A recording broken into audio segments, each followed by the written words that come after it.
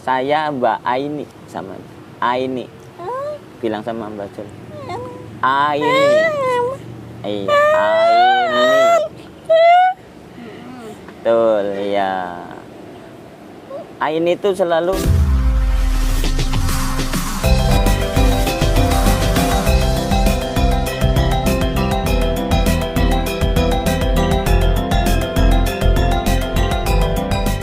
Assalamualaikum warahmatullahi wabarakatuh. Ketemu lagi di Skenario Bodol. Jadi kali ini aku baru kesempatan ngobrol lagi sama Bang Soim gitu beserta Mbak Aini. Bagaimana keadaan kalian? Semoga sehat selalu. Di sini juga sehat selalu ya. Pertama-tama saya mau bertanya sama Bang Soim dulu. Keseharian ini nih Ramadan nih. Kegiatannya apa ya? Mulai dari pagi mungkin ada kegiatan jualan atau pergi ke sawah atau dari ngapain? pagi biasa ya habis sahur kita pasti standby lah, salat jamaah di masjid. Betul, habis salat subuh. jamaah terus tadarus sambil menunggu waktu suruh. Ya setelah waktu suruh kita keluar dari masjid ya biasa kegiatan pagi kasih makan ternak. Habis itu istirahat, nunggu waktu duhur, menanti berbuka puasa. Malamnya setelah pulang tarawih kita ada kegiatan live di YouTube. Alhamdulillah. Seperti ternyata itu. Betul. Saya berjumpa sama Pak Soim itu ternyata apa ini namanya? Pemain juga ya, pemain YouTube ya. Kalau boleh tahu channelnya namanya apa ya Pak Soim? Ya kita sementara masih ikut channel teman karena kita masih menjadi talent. Karena boleh... dari segi kemampuan kan kita baru belajar. Nama channelnya Pandu Bulung Misteri. Oh, jadi isinya itu mistis-mistis di dalamnya Iya. ya. Beda sama Skenario Bodol, isinya kesehariannya Ina, Julaika. Habis itu ada yang mau berbagi, sedekah, kayak gitu. Oke, aku mau bercerita tentang ini anaknya Pak Soim ya. Jadi beliau itu mempunyai kelebihan yang Julaika juga nggak punya gitu kan. Mau sedikit cerita nih, tolong Pak Soim ceritakan keadaannya ini siapa namanya? Mbak Aini. Khalifah Putri Pertiwi. Betul, nama panggilannya lengkap Aini. Aini. Ya alhamdulillah Allah telah memberi ujian yang sangat bagus buat kami dan istri, saya dan istri lah intinya seperti itu. Pernikahan perjalanannya alhamdulillah baik-baik saja, tidak ada apa-apa. Terus dikaruniai seorang anak pada kandungan umur 4 bulan. Istri saya itu kena penyakit campak. Campak itu penyakit yang panas badannya. Dalam periksa ya dalam pemeriksaan dokter itu dinyatakan bahwa efek sampingnya biasanya ke janin, Mas. Kenapa, Dok? Ya kalau contoh saja kayak pedagang kaki lima. Pedagang kaki lima kalau sering berjemur katanya telinganya jadi nggak dengar, tapi kita juga nggak percaya. Allahu a'lam lah, semua itu emang takdirnya Sang Pencipta, Sang Pemberi, Sang Pengasih. Karena kita sebagai hamba dan dititipin seorang putri yang sangat cantik. Setelah berjalan sampai kandungan 9 bulan dan lahir umur sekitar 3 bulan 4 bulan itu tidak ada reaksi untuk bicara.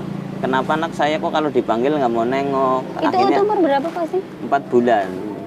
Oh 4 bulan kan bukan 4 bulan, 4 tahun. Berarti 4 bulan dalam kandungan itu kena cacar ya, kena campak ibunya. Habis itu umur 4 tahun 4 tahun itu belum bisa bicara. Iya, betul, Akhirnya betul. kita bawa ke THT. Di THT itu dites emang benar-benar Mbak Aini ini Khalifah Putri Pertiwi ini dinyatakan tunarungu tunawicara dari dampak kandungannya ibu yang waktu umur 4 bulan di kandungan itu panas. Seperti itu. Tapi dalam perjalanannya seorang putri saya yang sangat istimewa ini emang benar-benar luar biasa. Masuk ke SDLB kelas 1 sampai kelas 6. Kelas 6 lanjut lagi ke SMP, lanjut lagi ke SMA. Tidak pernah tidak pernah bayar biaya, dalam artian karena dari prestasinya anak Masya saya yang sangat Allah. luar biasa ini. Pinter ya. Iya, dari SD pun udah prestasi dan dapat beasiswa, SMP pun seperti itu, dan di SMA malah menyandang gelar sebagai juara 1 tingkat nasional di seni rupa, kesenian rupa yang dari Kementerian Pendidikan itu mendapat beasiswa kuliah di kampus terbaik di Jawa Tengah. Dari perjalanan selama ini dengan keistimewaan yang luar biasa, putri kami memang di luar pemikiran kita. Beliau itu benar-benar kreatif dan emang berprestasi dalam segi pendidikan. Dari sekolahnya ya aktif, terus pendidikan yang lain-lain juga aktif. Untuk kegiatan sholat pun ya alhamdulillah dengan pembelajaran yang dengan bahasa bahasa tunawicara itu ya bisa mempelajari kalimat-kalimat bacaan-bacaan dalam sholat gitu. Terus untuk kegiatan puasa pun ya selama Ramadan ini alhamdulillah. Puasa ya. Dari perjalanan selama ini ya alhamdulillah Allah itu memberi keistimewaan pada anak saya pun, termasuknya Allah pun memberi rezeki yang sangat luar biasa, bagaikan air zam-zam yang mengalir tanpa putus. Amin. Tapi alhamdulillah mungkin sebagai hamba yang biasa, dari rezeki yang begitu melimpah, kita itu banyak kelalaian-kelalaian yang kadang kita tinggalkan tanpa terpikir. Dari usaha saya yang selama ini saya gelutin, walaupun usahanya itu di bidang jasa produksi konveksi, dalam penilaiannya halalan lah intinya seperti itu, tapi modal dari usaha itu kita itu pinjam di bank. Dari hukumnya kita pinjam di bank kan termasuknya berarti kita bermain dalam dunia riba. Apa sih itu riba? Riba itu ya benar-benar dosa besar. Sekecil-kecilnya dosa riba itu ya sama aja kita berzina sama ibu kandung, itu seperti itu.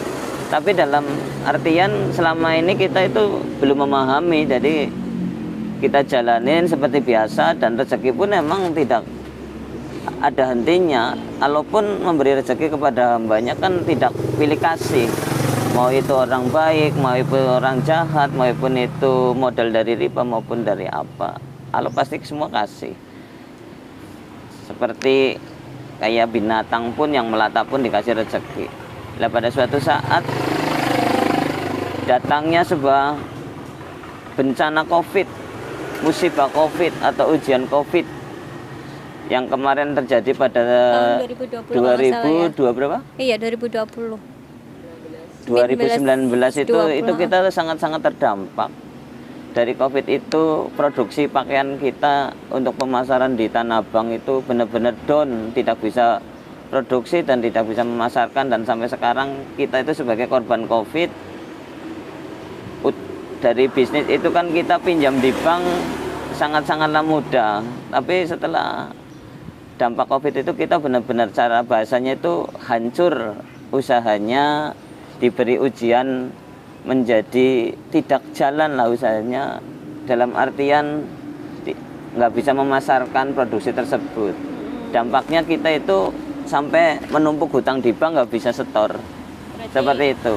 Usahanya sekarang tutup ya Pak? Iya, usahanya tutup dan berusaha bangkit lagi pun sampai sekarang dari 2019 sampai 2025 itu belum bisa menemukan jalan usaha yang benar-benar menjadi lapangan kesuksesan, dalam artian yang berkembang kayak sebelum COVID. Seperti itu. Pak, boleh tanya, ada nggak kesulitan kalau ngobrol sama Putri? Untuk kesulitan ya pasti ada lah, karena kita itu belum memahami bahasa tunarungu, tunawisara, itu bahasa isyarat. Kalau ibunya itu dulu waktu pertama masuk ke SDLB itu kan kelas 1, kelas 2 itu mendampingi di sekolahan. Jadi ibunya itu udah pengalaman dan ikut belajar bahasa isyarat seperti itu. Ya untuk kesehariannya saya, karena sekarang ibunya kan sangat-sangat kasihan sama ayahnya yang selama ini usahanya terbengkelai dan tidak bisa bangkit lagi. Ibunya itu sekarang ngalah ikhtiar kerja jadi TKW di Singapura.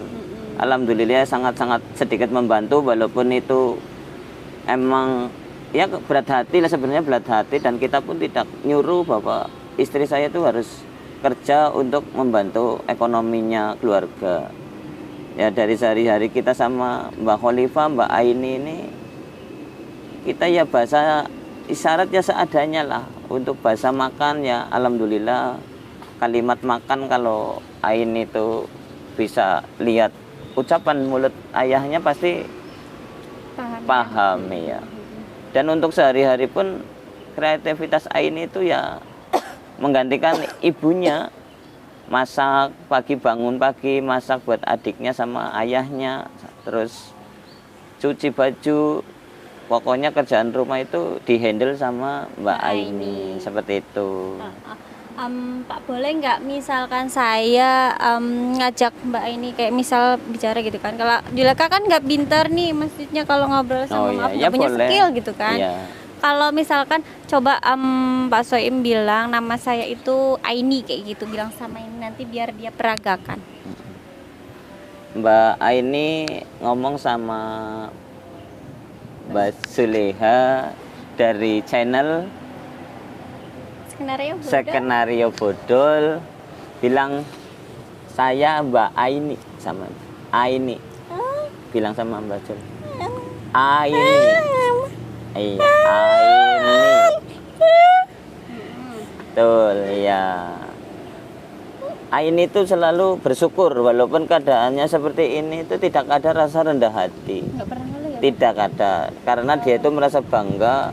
Saya itu walaupun diciptakan sama Allah seperti ini, tapi saya masih bisa lebih baik dari teman-teman yang normal seperti itu. Dan walaupun seperti itu prestasinya bagus, tapi Aini itu tidak sombong seperti itu. Nah, yang disayangkan kan waktu itu pas akhir belajar kan dapat beasiswa dari Kemendikbud. Bapak Khalifah Putri Pertiwi ini berasal dari SMALB Cilacap, Jawa Tengah, itu mendapat beasiswa dari Kementerian Pendidikan.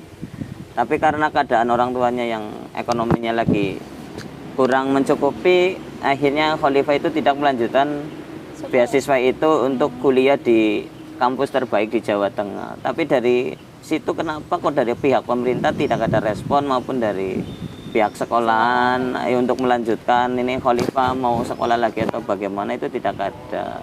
Jadi seolah-olah kayak beasiswa itu hilang tanpa cerita lagi kayak hilang gitu. Tanpa jejak. Oke, terima kasih ya Pak Soim. Sedikit ceritanya tentang keluarga Bapak dan Mbak Aini. Oke, kalau kita pingin cerita, ada Sen?